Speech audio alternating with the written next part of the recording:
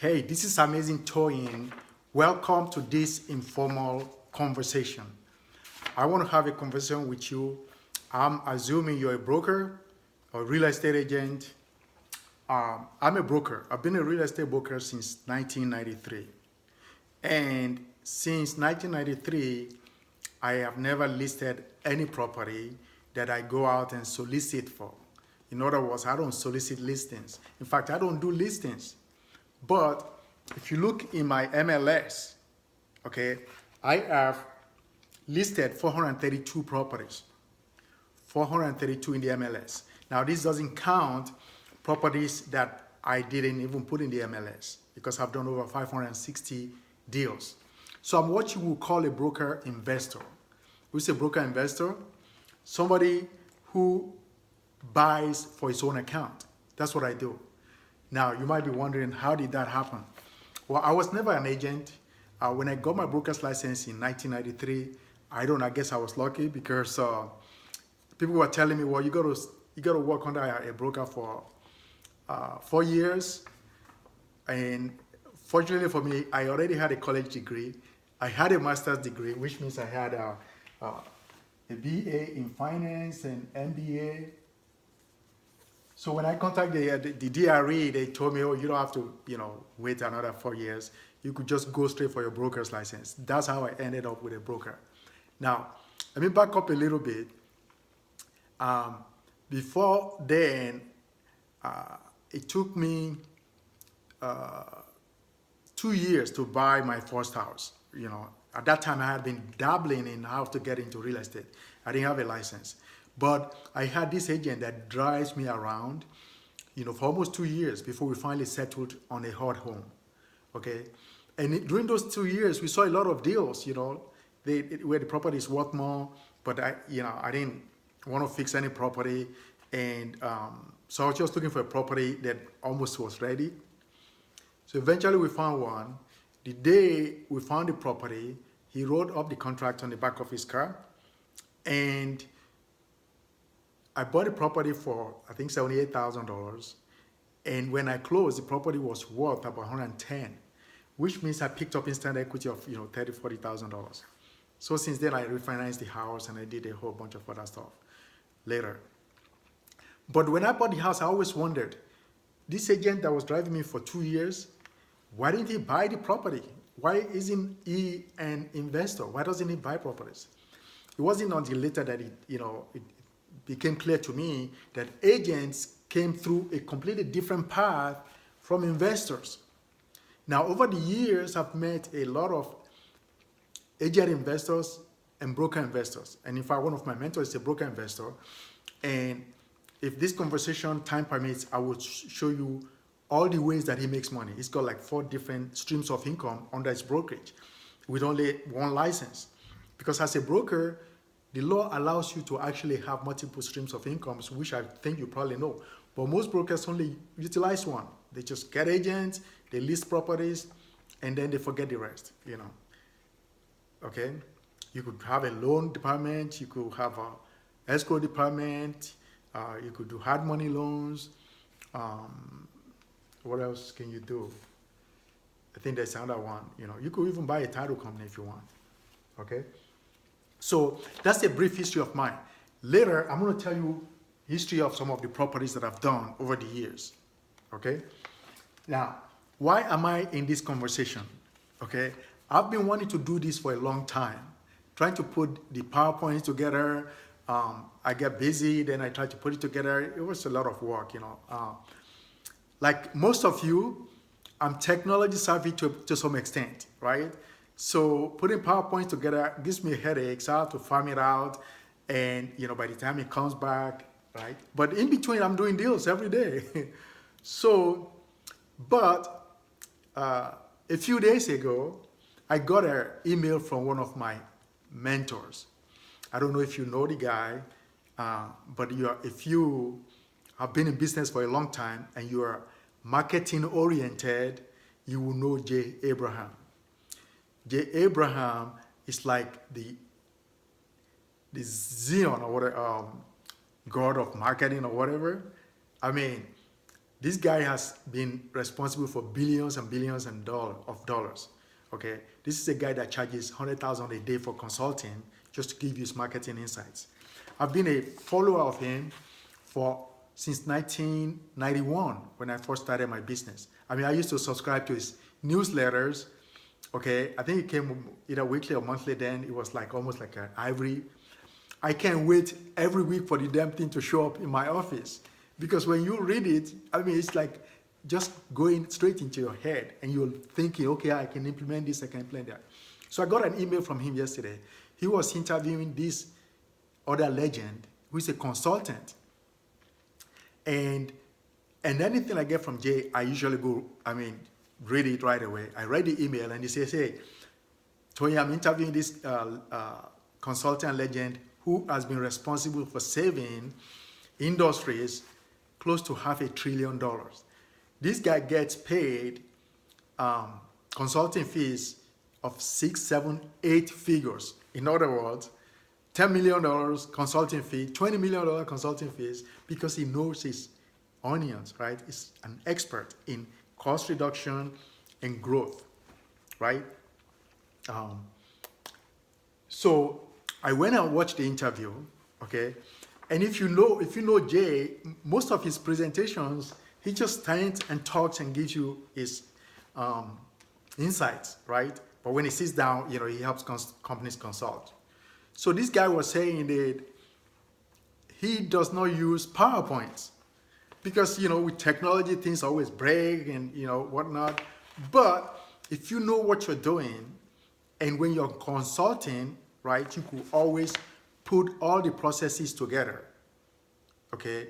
And when you're making presentations, the people that you make the presentations to, if your words are real and genuine and they can see that you know what you're talking about, okay, the PowerPoint is really irrelevant. So that's why I'm doing this. I wanted to have a conversation so you will know the state of our industry. I call it the state of the real estate industry, right? And what's going on right now. Despite the fact that the market is at its highest right now, a lot of brokers are starving, a lot of brokers are afraid.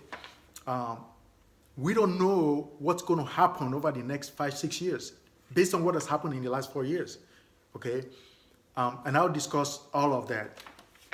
And then I'll take you through what is possible, right? What I've been able to do over the last 25 years, okay? And if you look here, I think I stated earlier, I don't list properties for other people. I list properties for me, which means I buy the properties for my own corporation, right? When I'm done rehabbing it, I put it in MLS, which means every time I buy a property, I make money twice, and sometimes 3 times. Because sometimes I even buy a property and I make 6% commission buying it. When I sell it, I always sell it in the MLS, give my other brokers and agents, to exposure to my property, and I get the other 3%. So sometimes I end up with 9%. Wouldn't you like to do the same? I've done that since 1993, which is 25 years since I got my broker's license. So the question is, when you go through this conversation, and if you want to work with me, right, so I can show you exactly what I do, I will be glad to consult with you to set up the same system that enables me to do 10, sometimes I've done 20, in those days when I was very, very active. These days about, I do 1 or 2 a month, but those 1 or 2 a month, guess what? It gives me 6-figure income, which means if you've been watching the research, according to Atom Data, used to be called Realty Track, the average profit for a flip is about $68,000. So if the average profit is $68,000, how many flips do you need a year to make 6 figures? 2. So if you now have 10 agents, and I show your agents to bring in 1 deal a month or 1 deal a year, you got 10, each one brings in 1 deal a year, and each deal gives you $68,000. You multiply it. That's almost $680,000 income that you could instantaneously begin to bring in starting from the time I consult with you, show you what I do, how I do it, and how you can do the same thing. Anyway, so I have that. So this one says 432, and these are the list. I mean, if you're a real estate broker, you know, recognize this. And if you work with me, you'll be able to go in the MLS and actually verify what I'm telling you, okay? Any agent can verify it, and I'll post this eventually, you know, on my website, okay? These are all my properties, okay? Not a single property here belongs to anyone other than my corporation. I bought them, I negotiated the deal, I rehabbed it, or, you know, I didn't rehab it, but I organized the rehab because these hands only know how to touch pen. I don't like to, you know, lift hammers. So I do all that. And so my goal with this conversation is to alert you, number one, to what's going on in the industry, and number two, make a decision as to whether you want to switch gear, right? Because for those who do not switch gear, the chances are your survival is going to be very, very tough. When I discuss all these people coming into our industry, taking our cheese, as they call, who move your cheese. They're moving your cheese right now. I don't know if you read the book, Who Moved My Cheese. There's huge, huge disruption coming into the industry from when the banks, you know, tried to invade the industry about 10 years ago when they wanted to become real estate agents. I think, you know, the National Association of Realtors fought it back, but eventually they got in because the banks now control most of the properties. And so when the foreclosure comes, he goes to the bank and they're now the agents. I mean, you know, they decide who's going to list what, or even if they're going to give it to you. Because during the recession, banks were selling properties at the rate of $5,000, $20,000 to one individual hedge fund. Properties that probably should have come through agents is now going through hedge funds, and agents are bypassed. And when agents are bypassed, guess what? You as a broker, you're bypassed. Okay? So I'm going to go through a lot of stuff of what I've done in the past, how I did them, and how you could do the same. Strategies that can allow you to survive, and not only that, grow, multiply your income, or possibly quadruple your income. Because if you sell a property and you make a commission of 10 grand, right? What if you own the property? If you own the property and you make 68,000 in the back end, how much have you made? You've just quadrupled your income, right? You just quadruple your commission. You make 10 grand as a commission when you sell it or when you buy it, and you own it, and then you now make $60,000. Every broker should be doing that. And guess what? It's ethical. The law allows it as long as you disclose it. And most sellers that fall in this category are glad that they're dealing with an agent or a broker that has a license. Okay, because when you have a license, you operate at a higher level of ethics. Okay, you disclose what you're doing. The seller knows.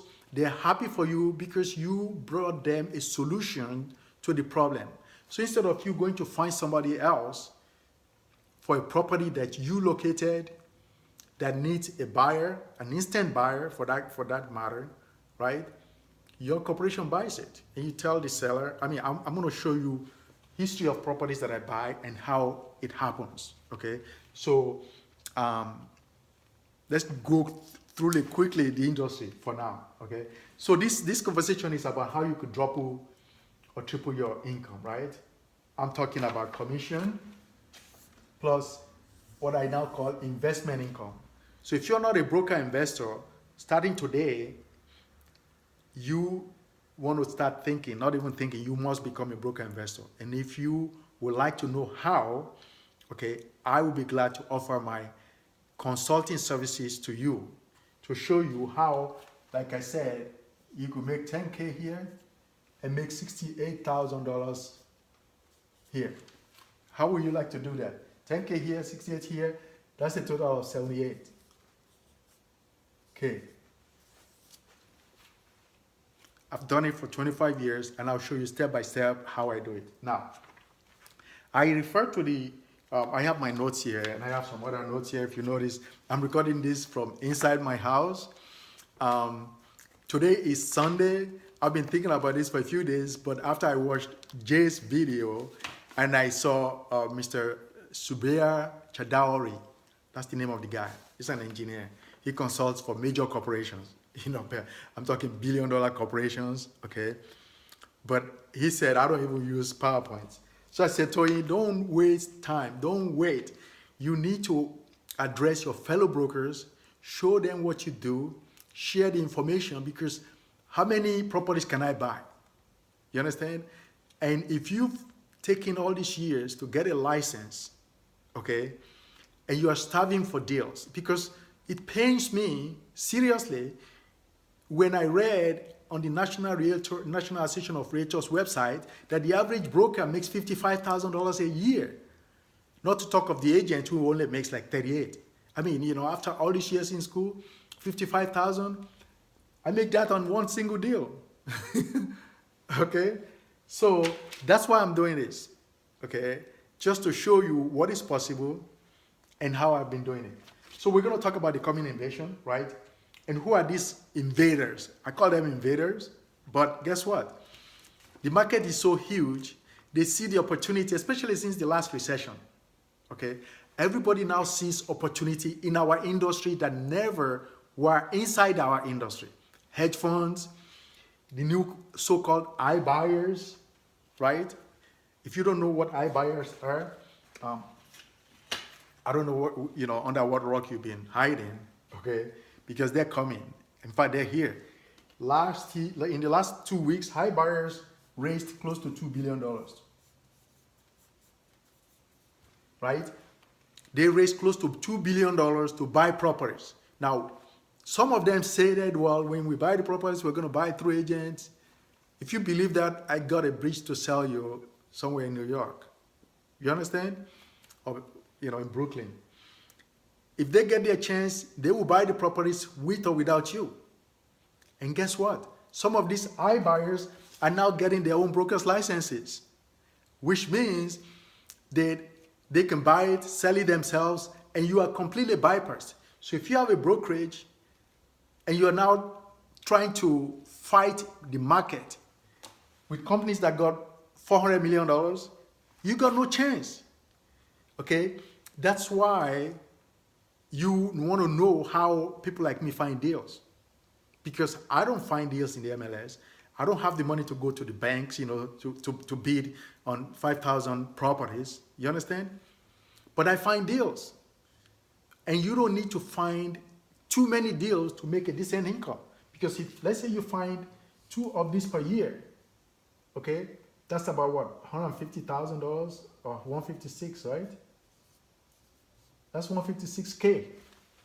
That's 3 times what an average broker makes. That's 2 deals per year. Now, imagine if you have 10 agents and I teach your agents and you how to find deals, and each agent brings 1 deal a year in addition to their regular listings. And, you know, I mean, let's say they list 1 or 2 properties. Most agents only list 1 property a year, believe it or not.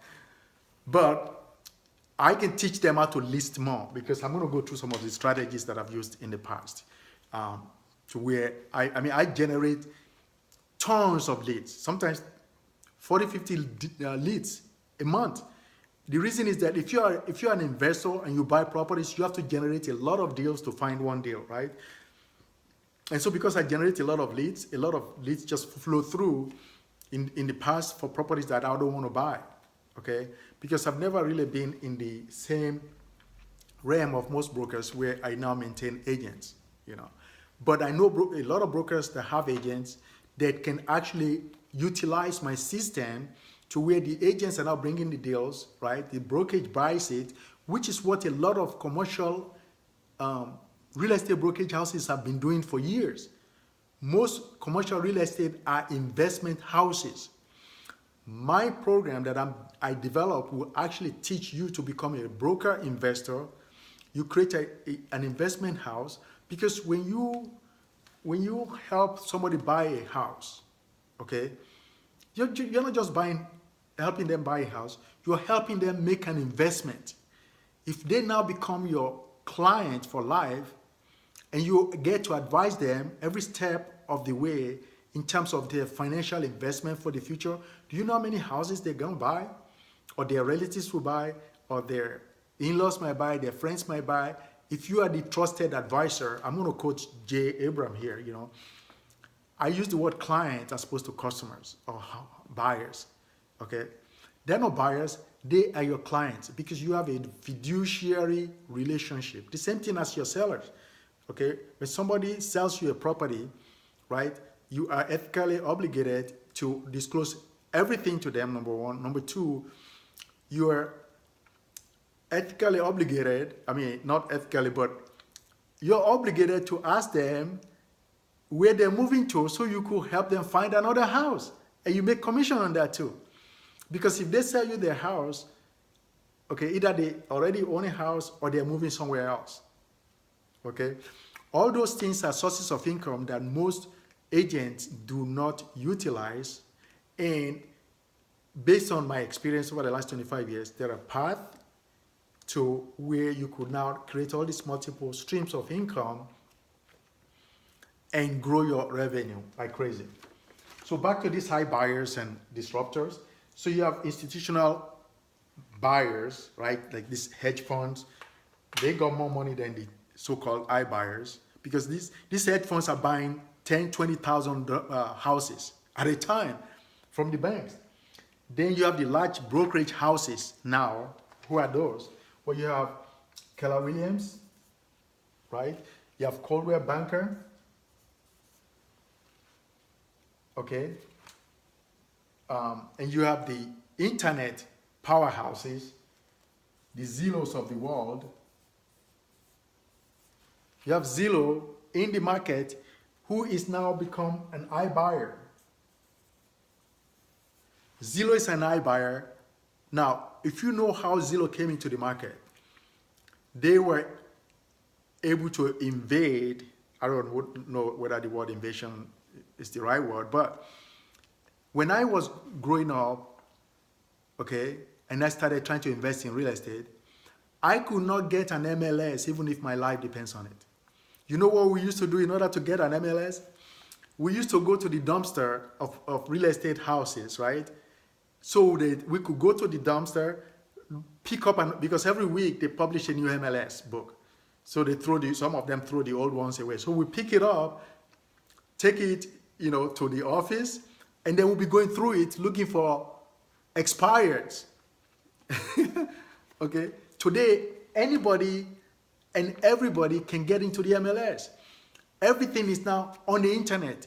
So we now, as agents, we generate the leads, we put it in the MLS. The MLS is now on the internet for everybody, thanks to people like Zillow, right? And Zillow now sells the leads back to you. You found the lead to begin with. It doesn't even make sense. You found the lead, Zillow now sells it back to you, right? So you can see what's going on in the industry right now.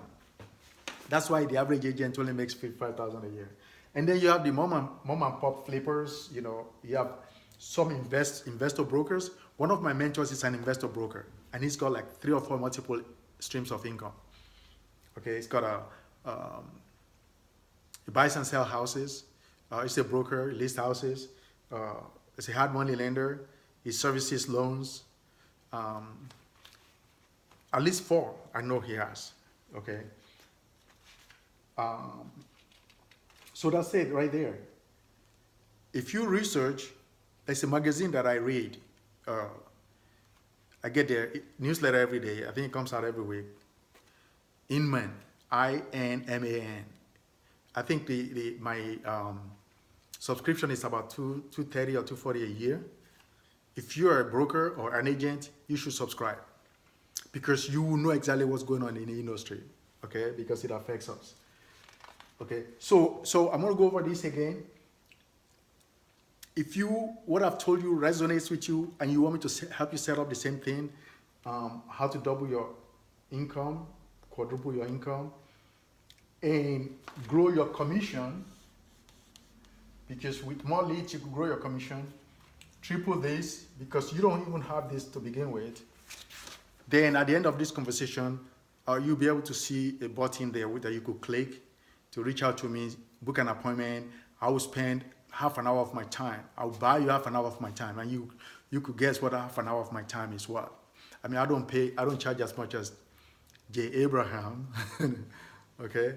But I'll buy you half an hour of my time, and I'll go over how to accomplish this, okay, for you.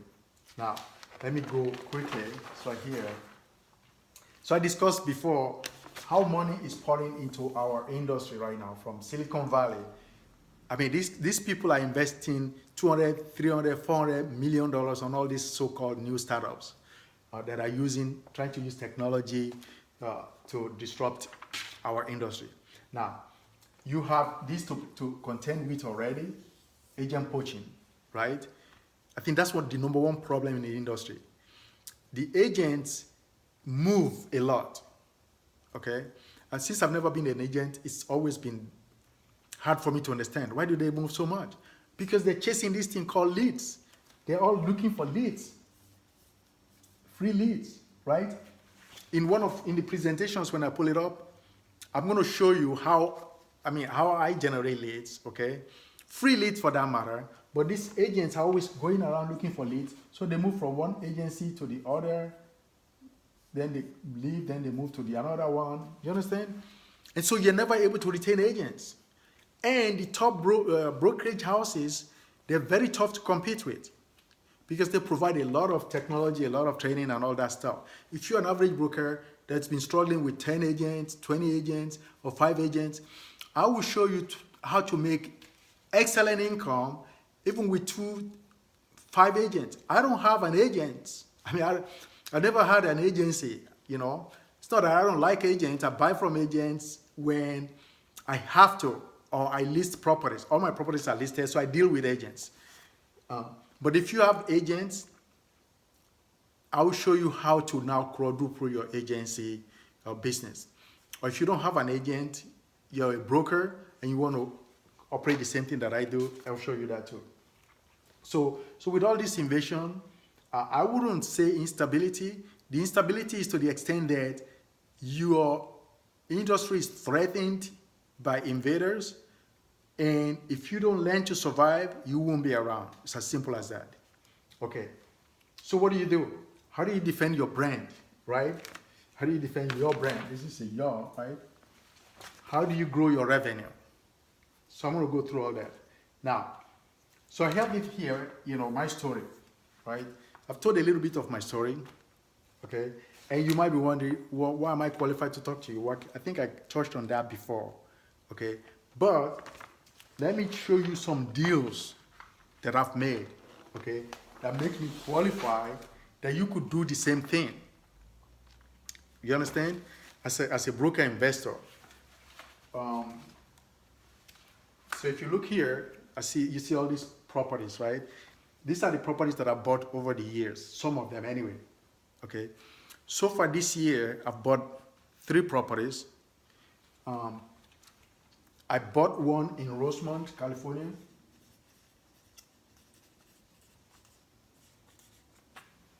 Okay. I bought one in Redlands. And I bought one in Texas. Okay. Each of these properties, okay, the sellers were talking to agents, right, that could have bought the property if they knew how to negotiate. All they could have done was ask the seller, okay, what is their intention, what is their goal, okay? But somehow they don't ask that question, because the Rosemont property seller, I'm in Riverside, okay? This lady called me from Rosemont, or I got the deal or lead from one of my partners, right? I got the lead. I talked to the lady, right? And she was actually telling me she wants to go list the property. And I told her, I'll list it for you, But if we list it, you could list it for so much. But are you willing to do all the work involved? Number one. And number two, how soon would you like to sell? We said, well, we want to move to North Carolina and we got to move. My husband is sick and, okay. So we went back and forth and I told her, look, I'm in Riverside, but I could list the property or find somebody to list it for you because it's tough for me to go list the property in Rosemont anyway. But I said, I will buy it, if it makes sense. And it has to make sense for her. It has to make sense to me, right? So I ended up buying the property for 170, right? Okay. After 3 months, we sold it for 255. So what's the difference? So 255 minus 170, so that would be 5, 8. Okay. So you have $85,000. $85,000 profit potential. Of course, we had to fix the property, right? Okay.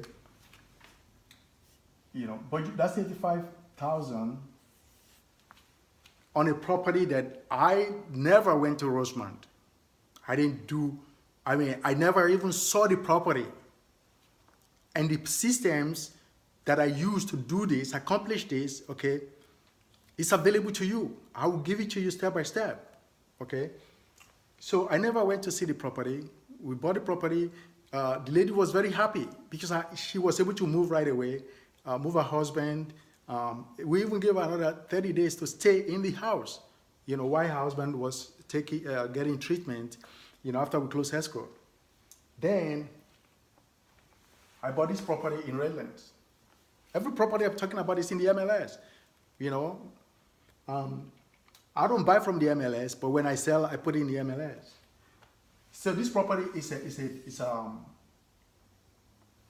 probate, okay? It's a probate property. Do you know there are about 1.5 million probates, right?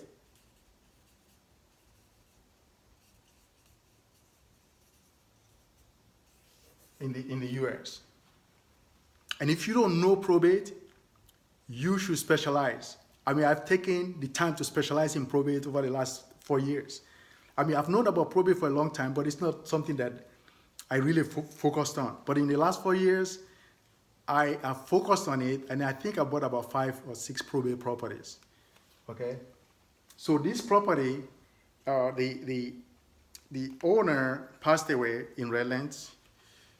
He was the second generation of the property owners. His dad passed away probably like in the 80s or something. So he's now living in the property. He's got 4 brothers, or 3 brothers and him. There were 4 of them anyway.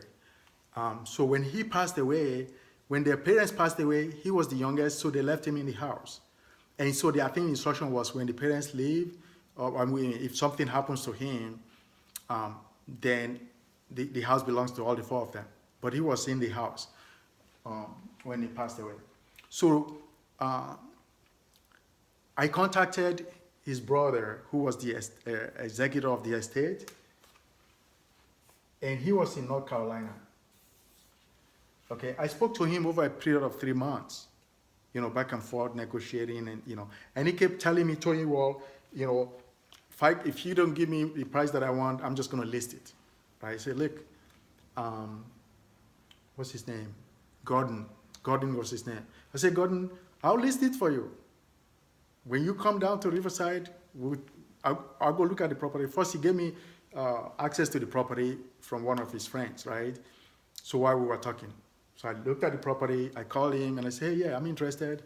When you come to Riverside, I'll go look at it. So when he came to Riverside, he stayed in a March Air Force Base. I think he used to be in the service. So he got a housing discount. So he stayed at the base. So we went to see the property. He has done a lot of research. Especially these days, people do a lot of research. He said, look, Tony, I've done my research. I could list the property for so much, but if I was going to sell it cash, this is, I think he said about 300 or something. Okay, between 290 and 300,000 is what he wanted for the property. Okay. Now, there were quite a few people fighting over this property. And I told him, I said, look, so if he was going to list it, he wanted to list it for a little bit more, maybe like 350 or something. Okay. And I say, hey, I'll list it for you. But this property, if we list it, you know, it's going to take a while to sell because it's dated. The property was dated very much. So he knows I'm a broker. I mean, not only that, there were 2 properties in the estate. So I told him, Jim, this Redlands property, I'm interested in it. He had another property in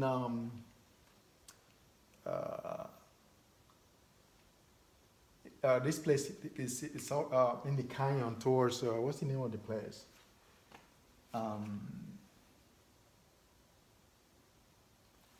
Anyway, it's not far from Redlands, you know, off of 10, Freeway 10,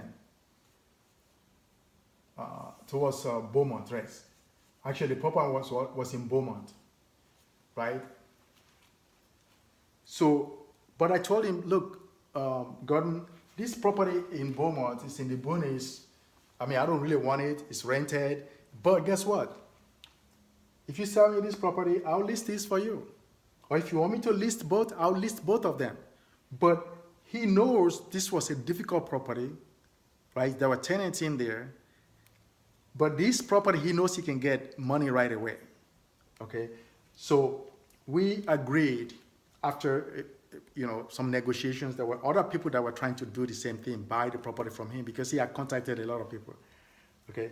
So I ended up listing this property for him because I didn't want to buy it. It was too much work, right? And I ended up buying this property for $315 because I paid another $10,000 or $15,000 more than the last bid that he got. I think the last bid he got from other people was $305. So that's why sometimes as a broker or an agent, if you know what you're doing, you could top these investors that you actually bring into the deal. Because the investors, a lot of them, especially today, don't know what they're doing, right? And you as an agent, you know how you could market the property faster. And if you learn the process of rehabbing, managing costs, which I've done for 25 years, and I can teach. I mean, I'm teaching my son right now, and he's only 22, and he's done 5 of them, okay? That's how good I am at teaching other people, okay? My son is only 22, he's done 5 flips in the last 1.5 years since he got out of college, I mean high school. So I ended up buying this property for $315, okay? And guess what? We sold it for $439. So if you look at the profit there, I mean, we did some rehab, obviously. You know, I'm going to show you the property. So here's the property right here. I don't know if you guys can see it. I want to pull it up from here. You can see, I think you have seen it before.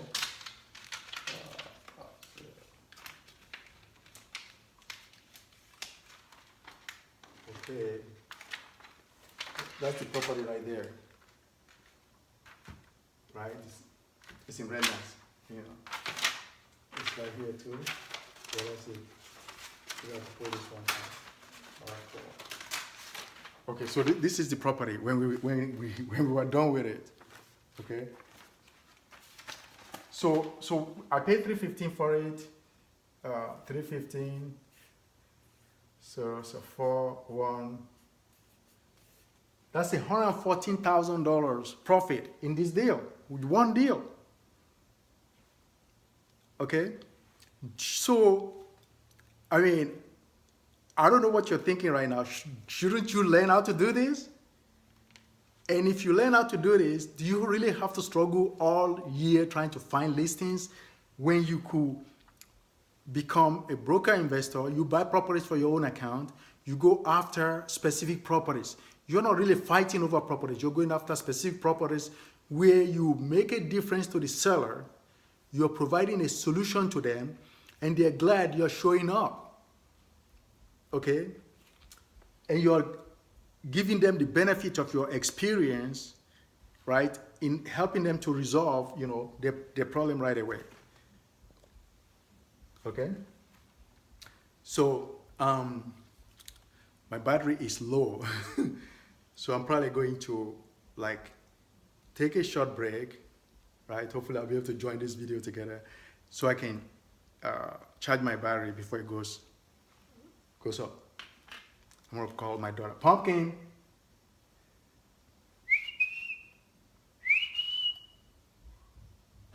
Pumpkin. Yeah. Can you bring my charger from my room? That long one. Okay. Are you still recording? Yeah. That's my daughter upstairs. You can see I operate from the house. I used to have an office, right? So we're in a commercial break right now. so I used to have an office, and in the last 4 or 5 years, especially with the internet, don't go on video, right? Okay, plug it there. So in the last 5 years, right, with the advent of the internet, you don't really need an office. But if you're a broker, you have an office, you have agents, it's actually good for you.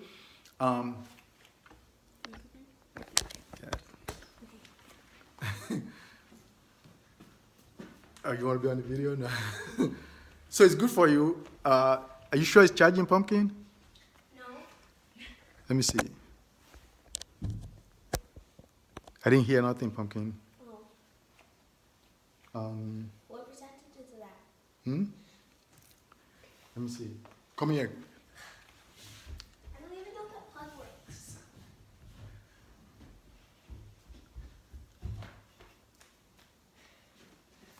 So put it on the top one. Let's see. Let's see. No? Oh, I guess it's charging. Yeah, that's fine. It must be. Okay, so the commercial is over, and I'm going to go resume my presentation, right? I didn't expect this presentation to be so long, but maybe we'll edit it. So let's talk about this Texas property. This is what I call a whale of a deal. A whale. Now, the story is this, very simple. I got the call to come and buy this property in Texas, right? And I'll show you guys the property. Where's the property? Oh, right here. So this is before, right? That's one of my guys there, my rehab guy, right? This is before of the property. So I got a call to come and buy this property in Texas. So let's go here. So the lady wanted like $180,000 for the property. Now, this property had been listed for over a year and it never sold. You know, the listing had been reduced from like 300 to 280 to 250, eventually to 230, right? And it's been going down. And so after 230, the agent just gave up. Agent gave up, but the seller still had a problem. Every homeowner, when they're ready to sell, they have a problem. And the problem is they want to sell, right? And so majority of the houses are still sold by agents. Okay, and that's probably never going to change. Agents, brokers, because as licensees, we provide a very valuable service in terms of taking the sellers by the hand and showing them step by step, you know, because housing is a very, very complicated process. Most people think it's just, you know, buying and selling, you know, especially when you're representing a buyer or a seller, right? There are a lot of things that they don't know that you have to explain to them, take them through the process, okay? And so the agents and brokers provide a very valuable service. That's why I'm glad I have a license. And it's just that my path did not come through the agency route. And if your path is in the agency route, what I'm trying to help you to do is add the investment route to it so you could now double your income. So we got this call. I called the seller in Texas and I spoke to her, right? And so first she wanted to start at 230. After asking a lot of questions, right, we settled at about 180. Okay. A lot of the questions you're going to be asking that I will teach you to ask will help you determine the degree of motivation. Okay, degrees of motivation,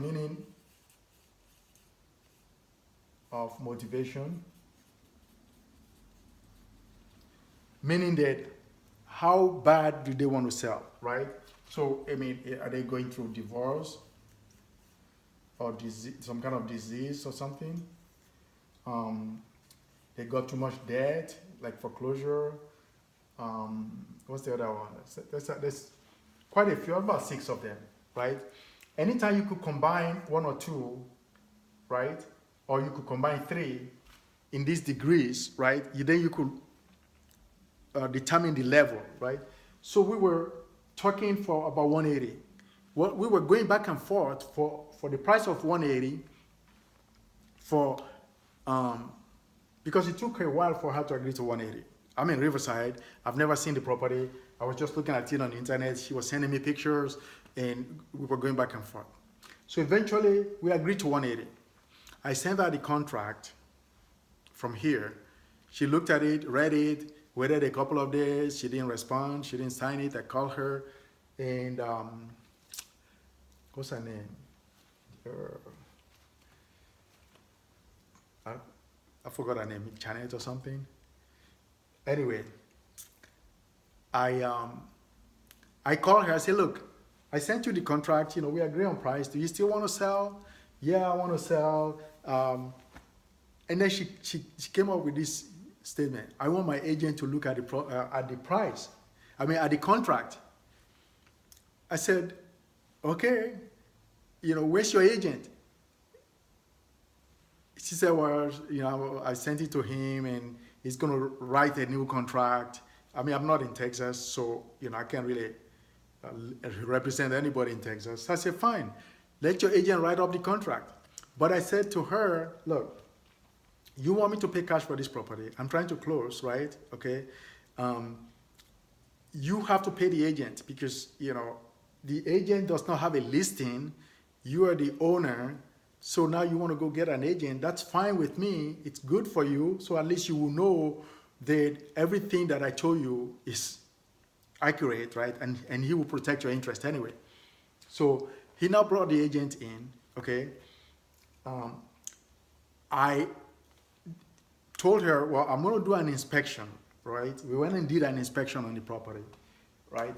During the negotiation, the price actually dropped back between the agent, the inspection and everything, dropped to 165. So I ended up buying. The reason I'm going through this in detail is that things are not as straightforward as most people think, right? And when you have the benefit of a mentor and an experienced person, okay, you will be able to cover all the angles because you will get to ask me a lot of questions as your mentor, right? And know all the pitfalls. You know all the where all the landmines are, So eventually we got the property at 165. Okay, I sent him my appraiser. Right. The reason we had 165 was because we were going to deliver cash first. She had a deadline, wanted to close like to December 27th. Right, I think it was December 27, 2017 or something. Okay, before the end of the year. And we were already like on the 20th or 16th when this contract was finally signed. Okay, so when we sent the appraisal, on the day of closing, this property appraised for 305. So if you look at it, so this is 0, 4. When we closed on that property that day, the property, this is the way it was before we went and tore the inside. But it was in very good shape. She was living there since 1998. She's been living in the property. So she was tired. She wanted to move. Her husband passed away, And this is what I mean by degrees of motivation, right? What's the motivation? So after discovering all that, we offered her cash. She was able to get out. The day we closed, there was $140,000 equity in the property, right? Now, you want to hear this? The after repair value of the property, after we began repairs and we were almost done, was $425K. Okay? If you subtract this from 165, 6, 2, $260,000 profit potential, right? Because we have to supply the rehab. I think so far we spent about $60,000 in rehab. Okay. Now, how many of these a year do you need? Okay, and I've done about 560 of them. Okay, and they're all here. This is actually the property right now. If you look at it, I don't know if you guys can see it from there. See if I can bring it closer. I'm gonna bring it closer. Right here. Right here. Let's see. Okay. Oh, this actually me. So that's the property before. That's me right there in Texas. That's the property now. This property is 10 acres. Okay, it's a 10-acre property in Texas. That's me in front of the property.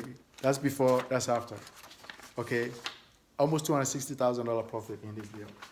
So, and that's just 3 I've done this year.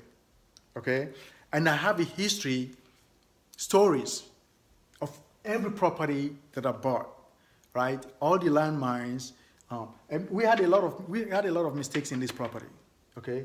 And so far we spent 60, and I know we're gonna spend more because we made a lot of mistakes because it's so far away from me.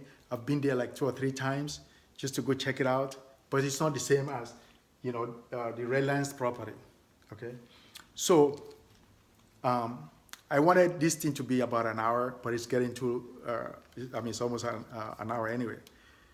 So hopefully, I hope you've heard enough, okay? But quickly, let me just give you an overview of some of the things I might cover if you decide to join me or bring me over to show you, help you set up the same system that I got set up, okay? To where you now have, like I said earlier, if you got 10 agents, and I show you your 10 agents under your brokerage, how to become agent investors, agent buyers, and they're now buying for your corporation, they're listing for your brokerage, right?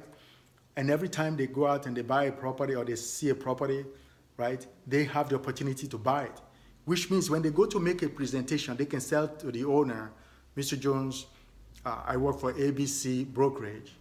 We have a division that buys properties. We can also help you list it. So the first thing we have to do is show you the comparables and what you have to do if you list it and how much you could get. And if you want to buy it, if you want to sell it right away, how much you could get. Now, it depends on you, Mr. Jones. What is your goal? Like I went to see a property yesterday, and the guy called me. I drove there. When he called me, right, he knew I was an investor. And I told him on the phone, that, hey, I'll come and check out the property and I'll try to get you your price, whatever your price is. If you can get to my price, I will get you your price and I will help you list it and get you the top dollar. Either way, I'm going to win. So that's what I'll teach your agents when they go to make a presentation. Because right now, if they go to make a presentation and they can't list the property because the owner wants cash right now, okay, instead of them going to get an investor, right, you as the broker, your investment vehicle can offer the owner cash now. If the owner wants time and they want to wait and they want to get their retail value, your agent can list the property. Either way, you win. The buyer wins, the seller wins, you win, and you retain the deal in-house as opposed to go find an investor. And if you decide to go find an investor, I will show you how you can now be able to share in some of the profits because you deserve it. If you find the deal, you should be able to share in the profit. There are ways that you could do that ethically, where everybody wins. See, the real estate process is a win-win situation. The people that win the most are the one that solves problems, okay? When you solve a problem, you deserve to get paid. It's not just about listing, right? Because when people are selling the property, it's a huge investment for them. It's a huge emotional involvement, okay? So your job is to calm all the nerves, take them through the process to where they feel comfortable, they're happy at the end, they get exactly what they want, what the market will bear for their property. All right. So, and so, if you're interested in helping, me helping you to go further in this, then just click below, reach out to me, book an appointment. There's an appointment. My appointment calendar is usually full, but I've reserved a few days a week, a few hours for special people that want to do the same thing that I do, so I can take them through the process. Now, quickly, I'm going to go over some of the things that I would mentor you on or teach you, right? So I wrote this down a couple of days ago. So where is it at? Okay, right here.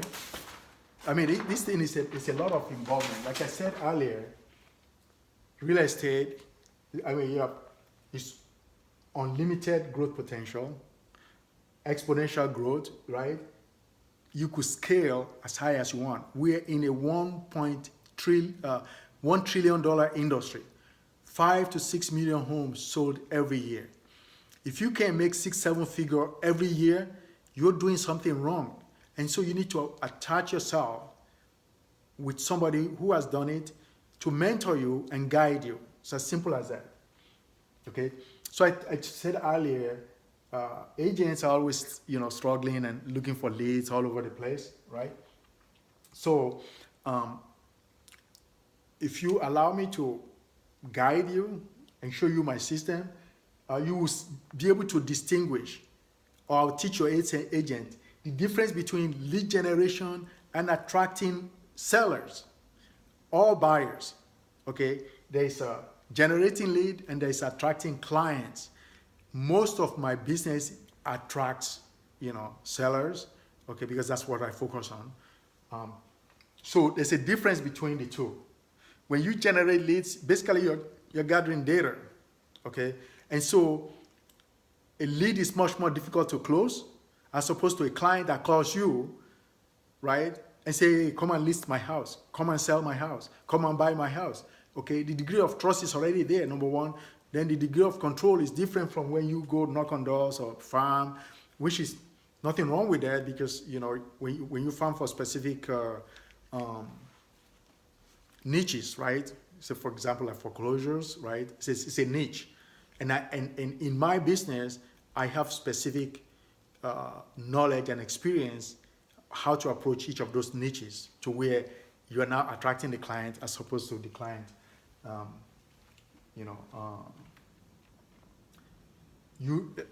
As opposed to you chasing the client. When you generate leads, you're basically chasing the client. When you're attracting clients, they're calling you. It's a completely different position. Because you are in a position of trust. You have a fiduciary relationship to these clients. That's why they call clients, right? You are able to differentiate yourself from other people. These people are ready to engage, right? Most of the time, these leads are free. When somebody is referred to you, it's a free lead. And then the referral of their referral comes to you, it's a free lead. The trust is there already. They're qualified, and you now become their trusted advisor. When you are acting from a position of trusted advisor, the deal making is very easy. You don't have to convince anybody. Okay? So I will go over the differences between being good and being the best. Okay? For you and your agency. Your agents will know the difference, right? And how to act at their best all the time. Okay? They'll be able to generate quality leads, traffic, process, conversion, scale, quality leads. Now let me share with you something I just read. Well, not today. I read it in the NRC, National Association of Realtors website, and then it came on the website of Inman, right? So let me look at it. So I got these two charts, right? Okay, and these two charts says that only 9% of the people find their agent online. I mean, with all this noise about internet, web, whatever, only 9% of the people find their agents online. Guess where most of the agents come from? Referral, word of mouth, involvement in the community. So if you have referral is about 23%. 23% is referral. Then you have where's your word of mouth, another agent, past experience. So past experience, these are buyers, right? 9%. Website, it's about 9% how buyers find their thing. Then sellers this is buyers. Sellers, 24% is referral. Let me use blue. 24%. Past experience is 17%. So if you have 17% from past experience, right? You have 15% from the community, okay? So that's 17, 11, 16, 2, 3, 4, 5. 56% of the people that are selling their homes come from either referral, past experience, or what's the third one? Community.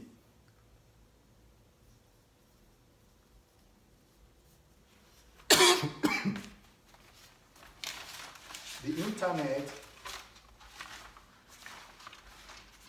it says 9%. I'm trying to find it here.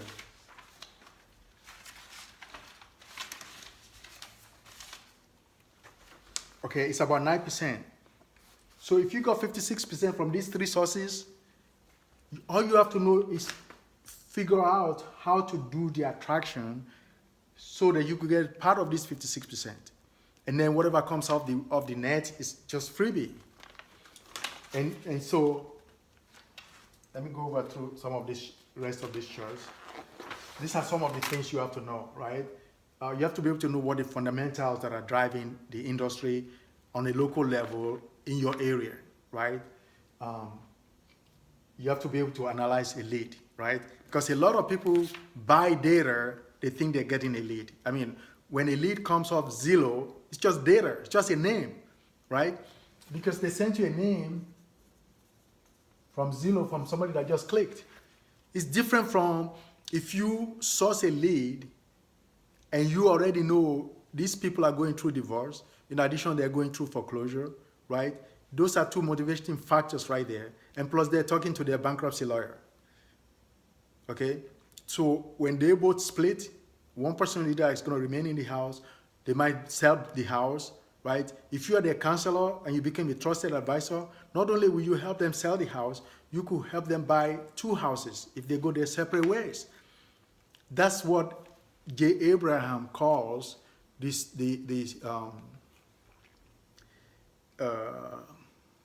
strategy of preeminence. I'm going to discuss that in a minute. Preeminence meaning that you are the trusted advisor to your client, okay? You are different from everybody, right? You have a higher degree of trust with the client, okay? And so you are now able to determine who are you serving, right? Who are you serving? Are you serving them for money, or are you serving them for the value they provide over the long term? You know, it's called the lifetime value of a client. And what does that mean? Well, I have a friend who's been selling cars for like 25 years. Guess what? He has some clients where he has sold close to 10 people in that one family cars.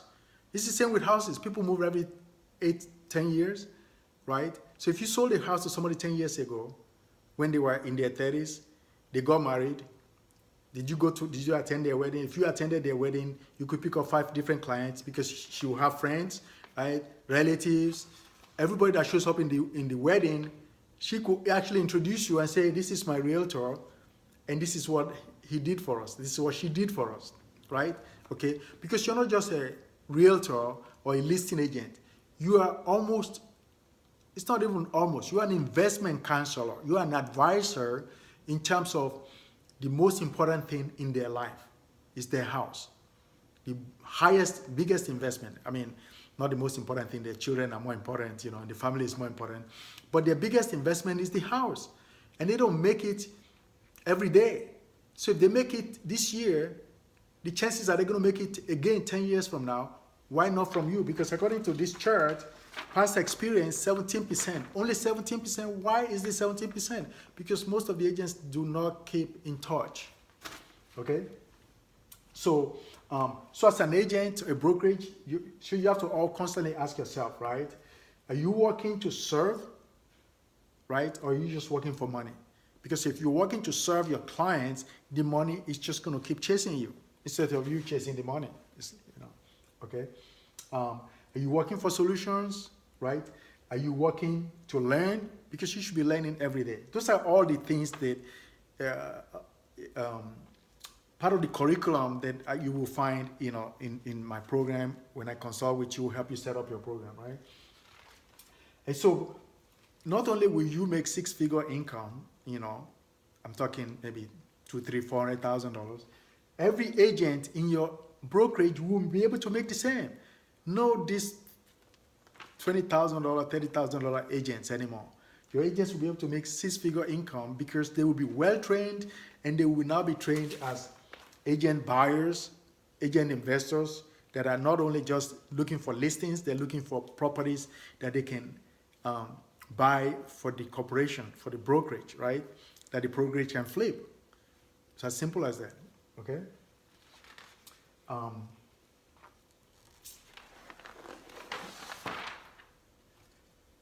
So, we'll be able to look at all the circumstances that can affect your growth, where you can double, quadruple your money, your income, right? We'll be able to create a vision for your brokerage and each of your agents. So instead of people just wishing that something will happen, you actually plan strategically to make it happen.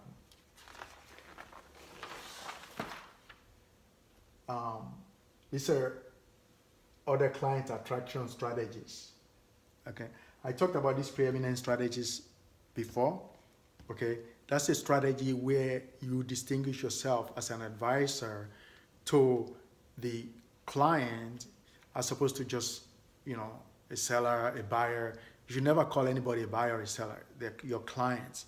And if they're your clients, you have a completely different fiduciary relationship, client relationship with them in terms of advising them.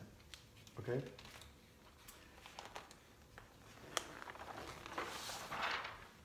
So we'll go through what I call transaction or transformation. Okay? I hear this word used a lot in the industry, transaction coordinator. Transaction happens only once. When you transform life, okay, it's almost forever. Because when you help somebody buy a property, a house, right, I don't really see why you allow them to forget you. And they will forget you if you don't stay in touch. So you help them transform their life, right? Okay. When you do a transaction, you show a home, you complete the form, you do the escrow, you deliver the key, and then you're gone. When you transform life, you help somebody acquire a dream, you make their dream come true, you reduce their anxiety, you help them with the loan, you stay around just in case something happens, right? And guide them as to what they can expect, okay, if things change, the economy takes a dive, how to weather the storm, if they happen to go, into foreclosure, they should be able to call you so you could counsel them as to what alternatives there are. The same thing with their repairs. You should have a list of good repair people just in case, right? Because I read that when somebody buys a house, they have an expense of another $20,000, $30,000 that they didn't even plan, okay? And so how do they now figure this money out? You understand? So as an experienced agent or investor broker, you should be able to counsel them on all these things, including moving and stuff like that. right? So we'll show you how to create a win-win situation for everybody.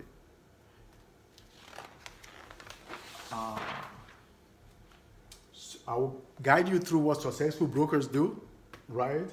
Okay, they serve, they transform lives, they invest in themselves, they invest in their clients, in their community, create relationships, and then you do it over again, right? I mean, like they say, the relationships are like bank accounts. You get to withdraw, right? You turn them into cash. Will help you set a goal that now steadily grows your brokerage, grows your agency to where you are now have consistent revenue. Consistent meaning that there's no low today, high tomorrow, right? You stay on a projected growth path.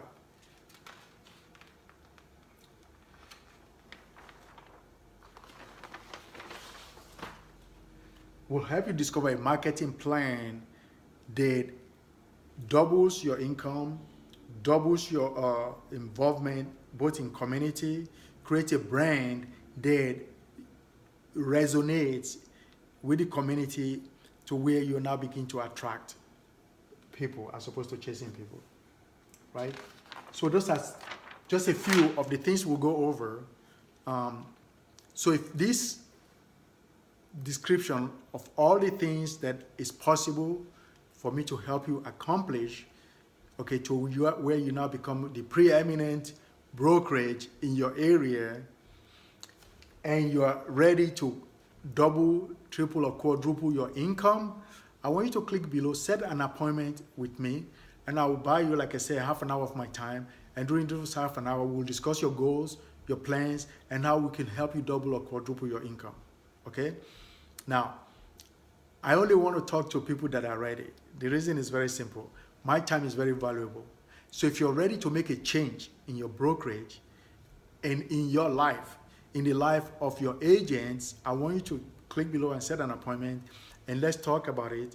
And during that appointment, we'll discuss your goals, like I said, the strategies to quadruple your income or double your income, the strategies to grow your brokerage, and how to become a broker investor like me, okay, where you make money when you buy, you make money when you sell, you make money in between as the listing broker or the listing agent. So I hope the information that I've given you has helped you to some extent. And if it has, and you want to, I know you have questions. A lot of you probably have questions. You could write them down, reach out to me, you could book an appointment, but I don't want you to book an appointment just to ask me questions, okay? If you really want to take this thing further, then I'll be glad to go over some of the questions with you, explain them to you further, okay? And help you plan what is the next step, all right? So this is Amazing Toyin. Thank you for listening. Thank you for watching. And I'll see you at the top, like I said. All right? See you. Thank you so much. Bye.